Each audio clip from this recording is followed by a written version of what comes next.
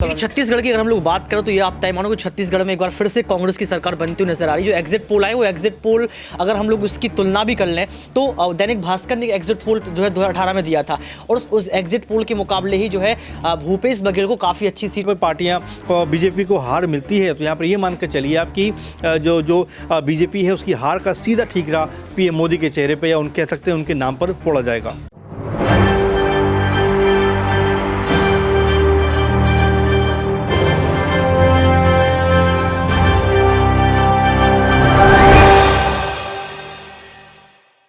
नमस्कार, ESPN 9 news आप देख रहे हैं। आपके साथ मैं हूं अक्षय अग्रवाल। स्वागत है आप सभी का हमारी इस खास पेशकश में 2024 का चौकीदार कौन। कल यानी कि 3 दिसंबर को 4 राज्यों के विधानसभा चुनावों के परिणाम आने वाले हैं। इन्हीं 4 राज्यों में छत्तीसगढ़ भी वो राज्य है जिसकी 90 सीटों पर मतदान हुआ, जिसके परिणाम कल आने शुरू हो जाएंगे। बता दें कि 5 राज्यों में विधानसभा चुनाव एक साथ हुए थे और इन 5 राज्यों में छत्तीसगढ़ एकमात्र ऐसा राज्य था जिसमें 2 चरणों में मतदान हुए। जहां 7 नवंबर को पहले चरण में 20 विधानसभा सीटों पर मतदान हुआ तो 17 नवंबर को दूसरे चरण में 70 सीटों पर मतदान हुआ और अब कल यानी कि रविवार 3 दिसंबर को यहां 4 राज्यों के विधानसभा चुनावों के परिणाम आने वाले हैं। लेकिन परिणाम यहां पर केवल छत्तीसगढ़ की 90 विधानसभा सीटों के ही नहीं, कहीं ना कहीं झलकी हमें दिखने वाली है 2024 के लोकसभा चुनावों के लिए छत्तीसगढ़ की 11 लोकसभा सीटों पर। बता दें आपको कि 2019 के लोकसभा चुनावों में छत्तीसगढ़ की 11 लोकसभा सीटों में से 10 पर बीजेपी गठबंधन यानी एनडीए को जीत मिली थी,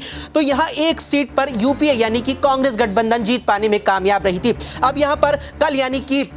रविवार को चुनावी नतीजे आने हैं और देखना है कि जिस तरह से एग्जिट पोल निकलकर सामने आए हैं, एग्जिट पोल ने कहीं ना कहीं बीजेपी को चिंता में डाल दिया है, बीजेपी की चिंता बढ़ा दी है। अब देखना है कि जो चुनाव परिणाम आने वाले हैं क्या वो वाकई में एग्जिट पोल की तरह आएंगे और अगर क्या यहां पर कांग्रेस जीत यहां दोबारा से हासिल कर लेती है छत्तीसगढ़ विधानसभा चुनावों में, तो क्या 24 के लोकसभा चुनावों में भी बीजेपी को छत्तीसगढ़ से भी झटका लगने वाला है। तमाम सवाल हैं और इन्हीं तमाम सवालों के जवाब न्यूज रूम में मौजूद तमाम साथियों से जानेंगे। सबसे पहले यहां पर आकाश हमारे सहयोगी,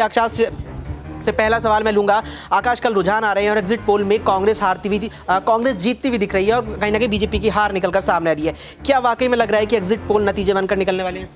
देखिए, एग्जिट पोल एक आंकड़ा पूरा सही नहीं होता, वो बताया जाता है कि ये लोग जीत सकते हैं, लेकिन ऐसे में अब मध्य प्रदेश और राजस्थान का जो मुकाबला है वो काफ़ी ज़्यादा कांटे का देखने को मिल रहा है। आप देखिए कि एक तरफ शिवराज सिंह चौहान, दूसरी तरफ कमलनाथ, और जो एग्जिट पोल के कई नतीजे और कई बार ये देखा गया कि यहाँ पर बीजेपी जो है काफ़ी ज़्यादा आगे निकल रही है और राजस्थान में बराबर से ये कहा जा रहा है कि पिछली बार की तरह इस बार भी बीजेपी आगे जा सकती है। बस राजस्थान को लेकर थोड़ा सा है कि दोनों ही पार्टियां जो है कांटे की टक्कर में रहेंगी, लेकिन मध्य प्रदेश कहीं ना कहीं एक तरफ कांग्रेस की जो समर्थक है वो साफ कर रहे हैं और खुद सुरजेवाला उनके पार्टी के लोग जो है साफ कर रहे हैं कि वही जीतेंगे। लेकिन बीजेपी पिछली बार की तरह कहीं खेला करते हुए नजर ना आए, क्योंकि पिछली बार भी ये देखा गया था कमलनाथ की सरकार बन रही थी लेकिन अचानक से पलटी मारी गई, उधर जो है शिवराज की सरकार बन गई। तो इस बार भी कहीं ना कहीं ऐसा हमें देखने को मिल सकता है। बस राजस्थान के चुनाव को लेकर थोड़ा सा जो है डगमगा चल रहा है, लेकिन वो भी कल बहुत जल्द साफ हो जाएगा। यहाँ पर आकाश का कहना है कि जो एग्जिट पोल में जो रुझान निकलकर सामने आए हैं कहीं ना कहीं वे पलट सकते हैं जो असली रुझान यानी कि चुनाव परिणाम कल को सामने आने वाले हैं। ऐसे में अगला सवाल यहाँ पर हमारे सहयोगी ऋतिक से रहेगा कि ऋतिक, 90 सीटों पर परिणाम कल को आ रहे हैं, लेकिन 11 सीटें लोकसभा की भी है छत्तीसगढ़ में और एक सीट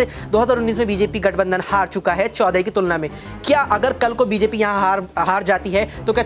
24 में भी सीटें घटने वाली है लोकसभा? छत्तीसगढ़ की अगर हम लोग बात करें तो ये आप तय मानो कि छत्तीसगढ़ में एक बार फिर से कांग्रेस की सरकार बनती हुई नजर आ रही है। जो एग्जिट पोल आए वो एग्जिट पोल अगर हम लोग उसकी तुलना भी कर लें तो दैनिक भास्कर ने एग्जिट पोल जो है 2018 में दिया था और उस एग्जिट पोल के मुकाबले ही जो है भूपेश बघेल को काफ़ी अच्छी सीट मिलती हुई नजर आई थी। तो मुझे लगता है कि कल छत्तीसगढ़ में जो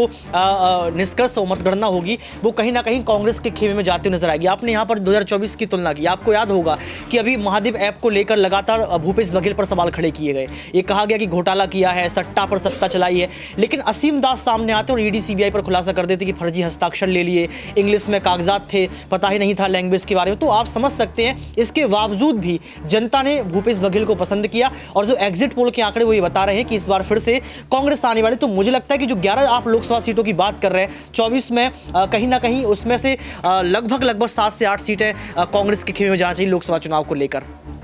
यहाँ पर हमारे सहयोगी ऋतिक का साफ तौर पर कहना है कि जो यहाँ एग्जिट पोल के रुझान सामने आए हैं वो ये चीज़ भी दिखा रहे हैं कि कहीं ना कहीं साफ तौर पर यहाँ छत्तीसगढ़ में कांग्रेस की सरकार बनती हुई नजर आ रही है। और एक और यहाँ जिक्र हमारे सहयोगी ऋतिक ने किया कि जिस तरह से यहाँ 2018 में एग्जिट पोल निकलकर सामने आए थे यहाँ पर उसमें भी एग्जिट पोल में कांग्रेस की सरकार छत्तीसगढ़ में बनती हुई नजर आ रही थी और कुछ वैसा ही जब चुनाव परिणाम आए वहां भी देखने को मिला और यहां भी वही संभावनाएं बन रही है। अगला सवाल यहां पर मेरे सहयोगी दौलत से रहेगा कि दौलत, हमारे सहयोगी ऋतिक कह रहे हैं कि जो रुझान एग्जिट पोल के आए हैं वही निकलकर सामने कल को चुनाव परिणाम आने वाले, क्या वाकई लगता है? देखिए, ऐसे तो कई सारे रुझान 2018 में आए थे, 14 में आए थे, 19 में आए थे। कई सारे रुझान ऐसे थे कि जहाँ पर बढ़त दूसरी पार्टियों को मिलती नजर आई थी, लेकिन यहाँ पर एग्जिट पोल एकदम सटीक बैठे हैं ऐसा तो ज़्यादातर मुमकिन नहीं हुआ। लेकिन बीजेपी को यहाँ पर बड़ा झटका लगा है कि यहाँ पर प्रधानमंत्री का चेहरा आपने इस्तेमाल करा, 2024 से पहले ही उनके चेहरे के ऊपर आपने बड़ा खेल खेलने की कोशिश करी, तो ये बड़ा झटका है कि उसके बाद भी रुझानों में बीजेपी पिछड़ती हुई नजर आई। लेकिन ये देखने वाली बात होगी कि कल यहाँ पर क्या होने वाला है, कल यहाँ पर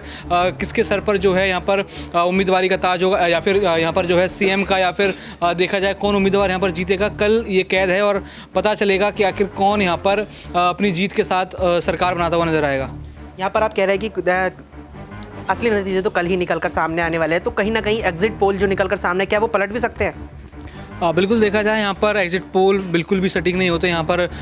नतीजा कुछ भी आ सकता है। यहाँ पर अभी बढ़त कांग्रेस को मिल रही है, लेकिन जिन राज्यों में कांग्रेस पास बढ़त है, क्या पता कल वहाँ पर सरकार कोई और बनाता नजर आए। बात अभी मध्य प्रदेश की करें तो मध्य प्रदेश में यहाँ पर बीजेपी को बहुमत है, लेकिन कल हो सकता है कि यहाँ पर जो है कांग्रेस बड़ी बढ़त बना ले, यहाँ पर कमलनाथ फिर दोबारा सीएम हो जाए, 18 वाला परिणाम दोहराया जाए। यहाँ पर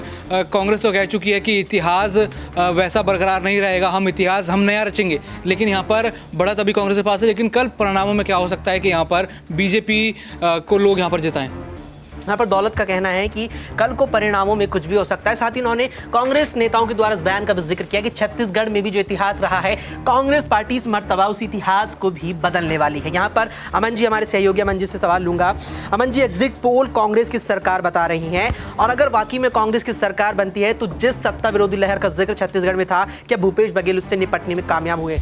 देखिए, जाहिर बात है, और जो एग्जिट पोल की आप बात कर रहे हैं, वाकई वो लोगों के कह सकते हैं कि रुझान उनके मत के अनुसार ही सब चीज़ें सामने आती हैं। और ऐसे में अगर ये एग्जिट पोल सामने आया है तो कहीं ना कहीं एग्जैक्टली तो हम नहीं कह सकते कि पूरी तरह से ये ठीक होगा, लेकिन अनुमानित ऐसा माना जाता है कि लगभग नतीजे इसके आसपास रहते हैं। हालांकि कई बार इसके गलत भी कह सकते हैं कि उलट भी नतीजे सामने आए, लेकिन फिर भी अगर छत्तीसगढ़ की बात करें तो ऐसा लग नहीं रहा कि जो वहाँ की सत्ता है उसके विरोध में कोई बहुत बड़ी लहर चली हो, या बीजेपी ने कोई बहुत बड़े मुद्दे उठाए हों, या उनके जो मुख्यमंत्री रह चुके हैं रमन सिंह, उन्होंने कोई ऐसा कह सकते हैं कि ज़मीनी स्तर पर काम किया हो। तो बिल्कुल ये स्पष्ट लग रहा है काफ़ी हद तक कि छत्तीसगढ़ में जो है वो एक बार फिर कांग्रेस सरकार बैक कर रही है। और क्योंकि मुद्दे कई सारे ऐसे थे जिस पर बीजेपी जो है हमलावर हो सकती थी, बीजेपी जो है कांग्रेस पार्टी को घेर सकती थी, लेकिन उसके बावजूद भी अगर देखा जाए तो वैसा कुछ नज़र आया नहीं। और कुल मिलाकर अगर आज की स्थिति देखें, हालांकि कल तक ये पूरी तरह साफ हो जाएगा, लेकिन अगर आज तक हम बात करें तो आज तक में यही बात निकल कर सामने आती है कि छत्तीसगढ़ में जो है लगभग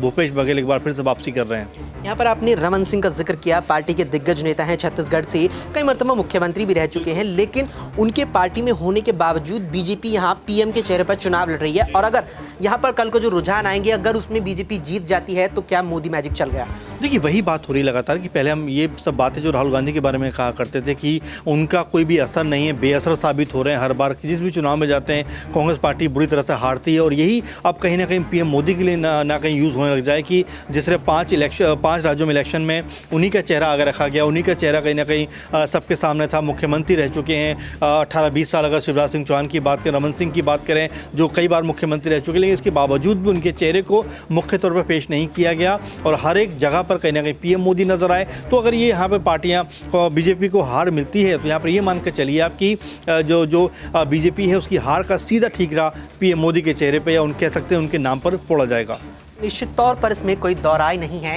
कि अगर न केवल छत्तीसगढ़ बल्कि 4 राज्यों में पहले कल को यहाँ पर चुनावी नतीजे आने वाले हैं, उसके बाद यहाँ पर सोमवार को मिजोरम की जिन 40 विधानसभा सीटों पर मतदान हुआ उसके भी नतीजे जल्द आने वाले हैं, और 5 ही राज्यों में बीजेपी ने प्रधानमंत्री नरेंद्र मोदी के चेहरे पर चुनाव लड़ा है। यानी कि अगर इन 5 राज्यों में बीजेपी को ज्यादा झटका लगता है तो कहीं ना कहीं ये चीज भी निकलकर सामने आएगी कि झटका यहाँ प्रधानमंत्री नरेंद्र मोदी के चेहरे को भी लगा है, और प्रधानमंत्री नरेंद्र मोदी के चेहरे को झटका लगने का साफ और सीधा मतलब यह है कि 24 के आम चुनावों में कहीं ना कहीं बीजेपी को झटका लगने वाला है। बहरहाल अब देखना है कि यहां चुनावी रुझान कल से ही आने शुरू हो जाएंगे और लगातार यहां पर SPN 9 न्यूज पर आप तमाम राज्यों की तमाम सीटों के अपडेट पल पल पाते रहेंगे। ऐसे में बने रहिए SPN 9 न्यूज पर, कल सुबह से ही लगातार आपको अपडेट मिलेगी। और फिलहाल के लिए इस पेशकश में इतना ही। देश और दुनिया की तमाम खबरों के लिए आप देखते रहें SPN 9।